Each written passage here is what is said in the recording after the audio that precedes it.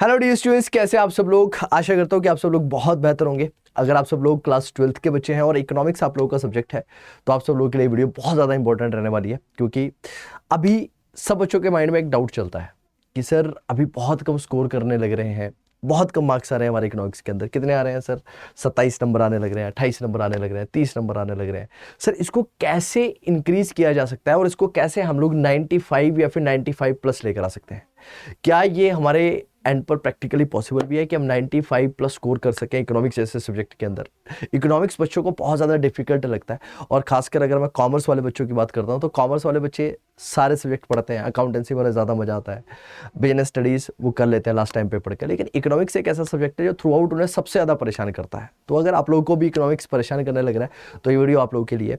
यहाँ पर मैं आप लोगों के साथ शेयर करने वाला हूँ कि आप लोग को क्या अप्रोच फॉलो करनी चाहिए, क्या आप लोगों को करना चाहिए, क्या नहीं करना चाहिए, किन किन चीज़ों के ऊपर आपको ज़्यादा फोकस करना चाहिए, वो सारी चीज़ें यहाँ पर डिस्कस करूंगा। तो सबसे पहले बात करते हैं कि मास्टरिंग इकोनॉमिक्स। अब ये बात तो आप लोग समझ लीजिए कि इकोनॉमिक्स को मास्टर करना इतना ज़्यादा आसान नहीं होगा। अगर आप लोग ये सोचेंगे कि भाई हम लोग लास्ट के टाइम पर एफर्ट कर लें या फिर सिर्फ और सिर्फ लास्ट के टाइम पर पढ़ लें और हमारे बहुत अच्छे मार्क्स आ जाए इकोनॉमिक्स के अंदर, तो ये प्रैक्टिकली हो पाना थोड़ा सा पॉसिबल नहीं है और ये हो भी नहीं सकता। यानी कि एक ऐसा सब्जेक्ट है कि आपको इसकी प्रिपरेशन थ्रू आउट करनी पड़ेगी। यानी कि पूरा का पूरा साल आप लोगों को डेडिकेटेडली इसको पढ़ना पड़ेगा, समझना पड़ेगा। चैलेंजिंग है, लेकिन एक राइट स्ट्रैटेजी अगर आप लोग फॉलो करते हैं, डेडिकेटेडली अगर आप सब लोग काम करते हैं, तो आपका ये टास्क जो है वो बहुत ज़्यादा आसान हो जाएगा। अब ये बात करते हैं सबसे पहले इंपॉर्टेंट चीज़ क्या है इसके अंदर, understanding the exam pattern and the syllabus. सबसे इंपॉर्टेंट चीज़ है ये। हम लोग क्या करते हैं, हम लोग को ये पता होता है कि सर हमारे पास दो बुक्स हैं। कौन कौन सी है? एक हमारे पास मैक्रो इकोनॉमिक्स है, एक हमारे पास इंडियन इकोनॉमिक डेवलपमेंट है। ये दो किताबें हमारे पास, ठीक है सर, हमने मान लिया कि हमारे पास ये दो किताबें हैं। लेकिन अब इन दो किताबों से सिर्फ और सिर्फ इतना ही नहीं पढ़ना है अपन लोगों ने। हमारी अगर जर्नी देखी जाए तो ये दो किताबों की नहीं है, ये हमारी जर्नी हमारे ओवरऑल होलिस्टिक डेवलपमेंट की है। ये हमारी पूरी की पूरी जर्नी जो है, इस जर्नी के अंदर हम लोगों ने बहुत सारी चीज़ों को कंसिडर करना है, होलिस्टिकली डेवलप करना है। जो जो चीज़ें हम लोग पढ़ने वाले हैं उसको प्रैक्टिकली अप्लाई करके देखना है कि वो अप्लाई हो रही हैं, नहीं हो रही हैं, हमें कितना नॉलेज आ रहा है, नहीं आ रहा है, राइट। वो सारी चीज़ें बहुत ज़्यादा इंपॉर्टेंट रोल प्ले करने वाली है। तो सबसे पहले एग्जाम पैटर्न को समझो, दूसरे नंबर पर सिलेबस को समझो कि भैया सिलेबस क्या है, एग्जाम पैटर्न के अंदर कैसे क्वेश्चन पूछे जाते हैं। कि जैसे कि हाल ही में अभी सीबीएसई ने भी बोला है कि अब हम बच्चों को ज़्यादा एनालिटिकल स्किल्स की तरफ लेकर जाएंगे, ज़्यादा देखेंगे कि बच्चा अपने नॉलेज को कैसे अप्लाई कर पा रहा है, उस चीज़ के ऊपर ज़्यादा एम्फोसाइज करेंगे, तो उन चीज़ के ऊपर ज़्यादा ध्यान दिया जाएगा। तो फैमिलराइज योरसेल्फ, अपने आप को फैमिलराइज करो पैटर्न के साथ, सिलेबस के साथ, राइट। कॉम्प्रिहेंसिव प्रिपरेशन करो। कॉम्प्रिहेंसिव का मतलब है डिटेल्ड प्रिपरेशन करो, डिटेल में देखो कि कैसे आप लोग प्रिपेयर करने वाले हैं। टाइम मैनेजमेंट के ऊपर थोड़ा सा फोकस करो। टाइम मैनेजमेंट का मतलब क्या है कि हमारे पास बहुत सारे सब्जेक्ट है, अकाउंटेंसी है, बिजनेस स्टडीज है, इकोनॉमिक्स है, इंग्लिश है, कैसे करें सर? तो इक्वली टाइम एलोकेट करो, ध्यान दो कि किसके ऊपर कितना टाइम देना है, कौन सा आपका वीक एरियाज है। जैसे कि अकाउंटेंसी कॉमर्स वाले बच्चों का बहुत अच्छा होता है, या फिर उनको मजा आता है अकाउंटेंसी करने में क्योंकि प्रैक्टिकल है, राइट। ट्रायल बैलेंस बनाने में, बैलेंस शीट बनाने में, है ना, P&L अकाउंट बनाने में वो थोड़ा सा इंटरेस्टेड फील करते हैं। लेकिन इकोनॉमिक सब्जेक्ट के साथ ऐसा नहीं है। इकोनॉमिक सब्जेक्ट एक ऐसा सब्जेक्ट है जो कि आपकी डे टू डे लाइफ के साथ भी रिलेट करता है। तो अगर आप लोग उसके साथ उसको रिलेट करके पढ़ेंगे तो आपको ज़्यादा मजा आ रहा है हमारा।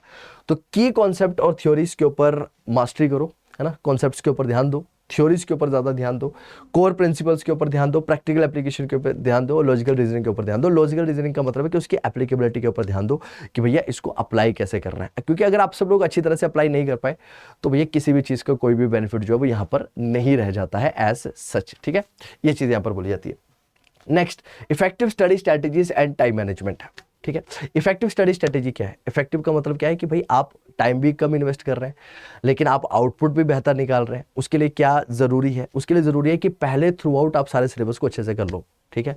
पूरे सिलेबस को आपने पूरे साल में या फिर 5-6 महीने में अच्छे से पहले पढ़ना है, सिर्फ और सिर्फ अच्छे से पढ़ना है, समझना है और उसको अप्लाई करना है, राइट। उसके बाद आएगी रिवीजन की बारी। तो पहला आता है एक्टिव लर्निंग रखो, एफिशिएंट शेड्यूलिंग करो और रेगुलरली प्रैक्टिस करो, है ना। एक चैप्टर कंप्लीट किया तो उसको प्रैक्टिस कर लो, दूसरे चैप्टर कंप्लीट किया उसको प्रैक्टिस कर लो, उसको अप्लाई करके देख लो कि कितने बेहतर तरीके से आप रिजल्ट देख पा रहे हैं। Practice practice practice, mock test and past papers, right. Last में ये कहीं ना कहीं लास्ट का फेज है कि भैया ज़्यादा से ज़्यादा सैम्पल पेपर्स दो, ज़्यादा से ज़्यादा पास्ट ईयर पेपर्स को सॉल्व करो। सीबीएसई लास्ट में सैम्पल पेपर लेकर आएगा, वो सैम्पल पेपर करो। ये सारी की सारी बात की बातें। लेकिन सबसे पहले इंपॉर्टेंट बात क्या है? Revise, right. चैप्टर करो, रिवाइज करो और उसके बाद प्रैक्टिस करो। दिस इज द होल की। मॉक टेस्ट तो पास्ट पेपर को देखो, सेल्फ इवेलुएट करो और टाइमली प्रैक्टिस करो। टाइम प्रैक्टिस का मतलब यहाँ पर यह है कि अगर 3 घंटे का पेपर होना है तो 3 घंटे के पेपर को मैं कैसे देने वाला हूँ पूरे थ्रू आउट साल, उसके ऊपर कोशिश करो। क्योंकि लास्ट में कई बार बच्चों क्या करते हैं कि प्रैक्टिस करके नहीं देखते, तो प्रैक्टिस नहीं करके देखते हैं तो वो प्रॉपरली अप्लाई नहीं कर पाते सारी चीज़ों को, ठीक है। Avoiding common mistakes and pitfalls, कुछ गलतियां जो हर कोई बच्चा करता है और आप लोगों को उन गलतियों को अवॉइड करना है। सबसे पहले careless error, miss interpreting questions, incomplete answers and time management. इनके ऊपर बहुत सारे बच्चों की दिक्कतें रहती है कि सर छोटी छोटी गलती होगी, सर आता था लेकिन बहुत माइनर गलती होगी। वो तब होती है जब हमारे कॉन्सेप्ट्स के ऊपर ग्रिप नहीं होती है। क्वेश्चंस को मिस इंटरप्रेट कर लिया है ना, क्वेश्चंस को नहीं समझ पाए, टाइम मैनेजमेंट अच्छी तरह से नहीं हो पाया, इनकम्प्लीट आंसर्स लिख दिए है ना, केयरलेस एरर कर दी, तो इन चीज़ों से बचे, परहेज करें।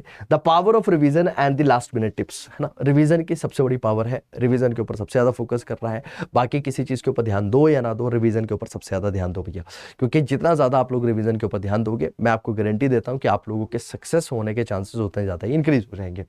रिवाइज करो रेगुलरली, वीक एरियाज को अंडरस्टैंड करो, और लास्ट मिनट प्रिपरेशन तो हमारी ये रहती है कि भैया जब सब पढ़ लिया तो लास्ट में आपके इतने शॉर्ट और प्रिसाइज नोट्स हो जाने चाहिए कि भाई आप लोगों को लास्ट मिनट में 5 से 6 दिन के अंदर आपका पूरा का पूरा इकोनॉमिक्स जो है रिवाइज हो जाए। नोट्स मेकिंग के ऊपर भी थोड़ा सा फोकस आप सब लोगों ने यहाँ पर करना है।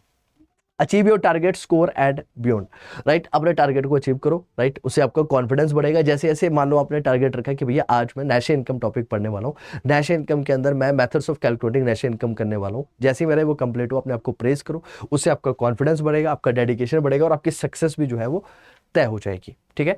सो ये इंपॉर्टेंट चीज़ थी जो आप लोगों को ज़रूर कंसिडर करनी चाहिए अगर आपके पास इकोनॉमिक सब्जेक्ट है। इनफैक्ट कोई भी सब्जेक्ट अगर आपके पास है तो जनरली आप लोगों को ये चीज़ें ज़रूर फॉलो करनी चाहिए ताकि आप सब लोग बहुत अच्छा कर सकें। आशा करता हूँ कि ये वीडियो आप लोगों को बहुत अच्छी लगेगी और इसी तरह की वीडियो के लिए जुड़े रहिए कॉमर्स अड्डा की टीम के साथ। मिलते हैं आप लोगों से फिर अगली वीडियो के अंदर, तब तक के लिए मैं प्रिंस ठाकुर, आपका मेंटर, आप सबसे कहता हूँ जय हिंद।